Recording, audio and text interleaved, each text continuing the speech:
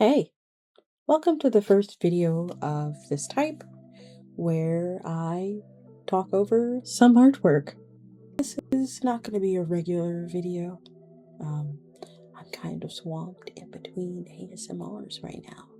So I wanted to give you a brief rundown of what we did on stream the other day ago. As you can see, I'm diligently filling in all the facial features and preparing this image for live 2D. If you don't know what live 2D is, or maybe it's your first time encountering like VTubers, it's the same software that allows me to move. I made my VTuber model. Oh, it was a lot. But it was so much fun, and I recommend, if you have the time and perhaps the patience, you should definitely give it a try. It was, this is technically my third model.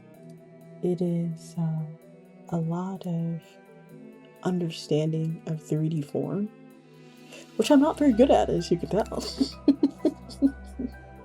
But it is very fun. Once everything gets to work, you kind of get to see your design come to life. I remember when I was in the early stages of designing Grimm myself, it was a lot of work. Lots of, I'm sorry, I'm playing with some tape. It was lots of design work, and then lots of just kind of sitting around and like thinking, what would that be used for? But how would that move? That's kind of like little things that you have to think about. But not so much when it comes to this, which is what I'm talking about on screen.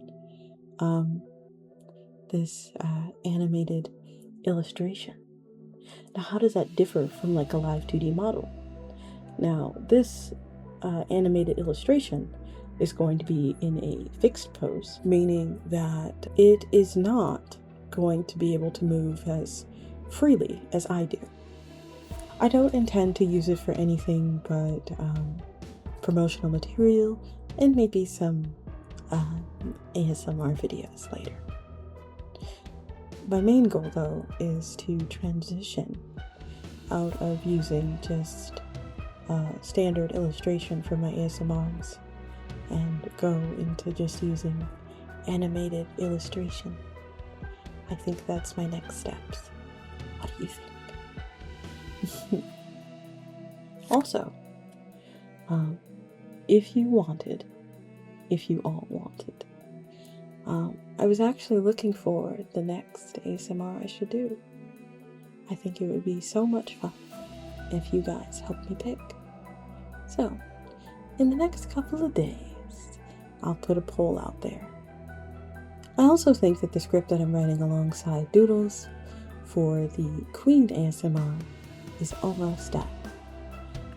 I don't think the Queen ASMR will be animated, but I will most certainly try my best.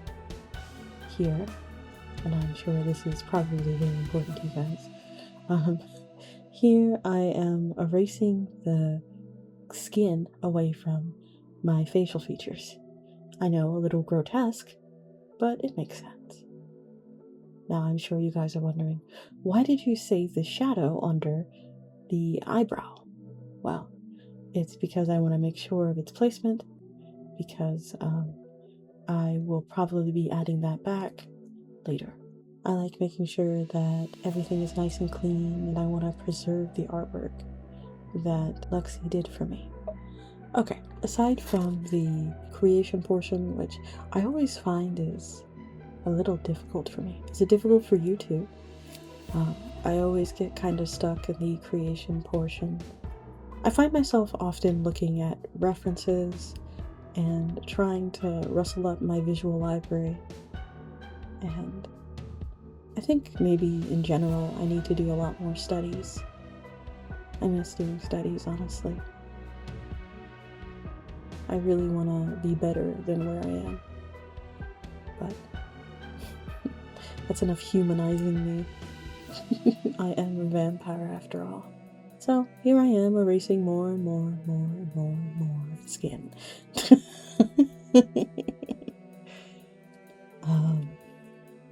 I probably should have gotten rid of that shadow under the eyebrow, but I figured it was okay. This is me taking care of my bangs, which is always a challenge. You do not want to know how I stapled those things to my forehead. And mind you, it's not gel that does it. This is me kind of copy and pasting, realizing that I need to create like a panel like I did for my model. It's a little, what's the word? Anime of me. It's very Pegasus-like.